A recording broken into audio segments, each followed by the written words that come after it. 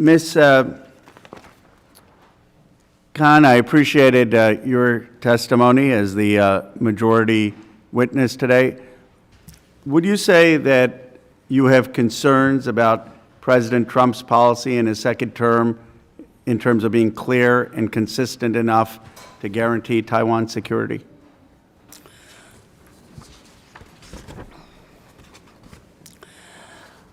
As I mentioned, one question has been about the uncertainty of his policies from day to day, whether the disruptions are welcome or not.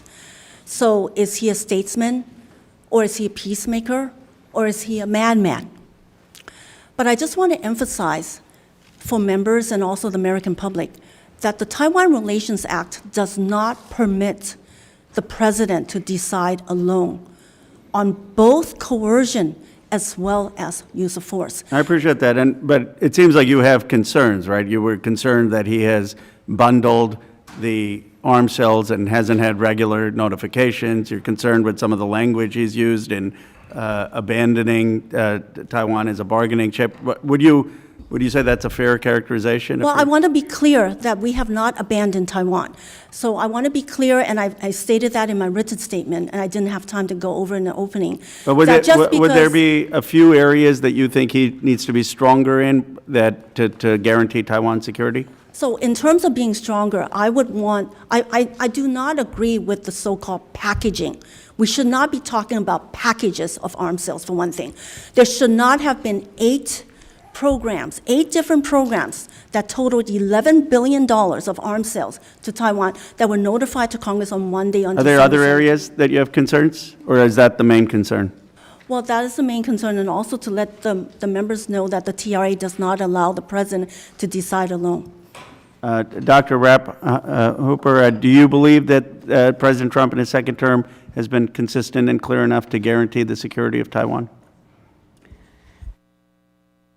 Mr. Ranking Member, as I shared in my last response, I do think it would be to the benefit of the United States to see a clarification of the United States policy towards Taiwan by way of a clear statement of all elements of that policy, including all of those that I mentioned in my last remarks. Thank you. Mr. Ko, the same question to you.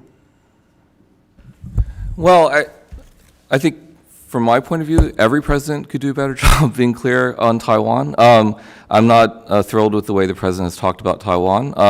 I do think what specifically are you upset about in terms of? Well, I'm not loving when he says in the New York Times it's up to Xi what to do about Taiwan. I think that's a little out of context, but I think it leaves kind of the bad sort of. So you don't think that's a partisan comment that I made? I mean, that is a genuine concern. Right. I'll just point out, and I'm not trying to play both sides here, but I think American presidents are often confused on Taiwan, and sometimes the rhetoric can be confusing even the other way. When President Biden said the U.S. would put troops to defend Taiwan, that's good, but it wasn't clear that he really meant it, and everyone got confused as well. So, what are 3 things that President Trump's administration could do better to make sure that we have clarity and consistency in the standing up for Taiwan security? Right. So I think that a rhetorical campaign to say that, to reaffirm from the president's own mouth that he is affirming the TRA and peace and stability across the Taiwan Strait, and he's committed to deterring any conflict and any attempt by China to coerce Taiwan. Just make that statement.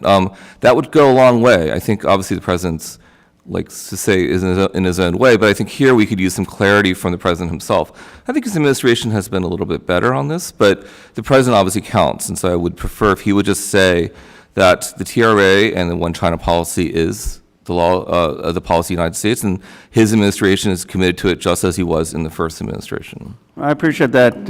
Mr. Chairman, I appreciate actually a lot of the majority witnesses. I agree with some of their comments. I hope that this committee can be bipartisan in calling for more clarity in the administration's policies to guarantee the security of Taiwan.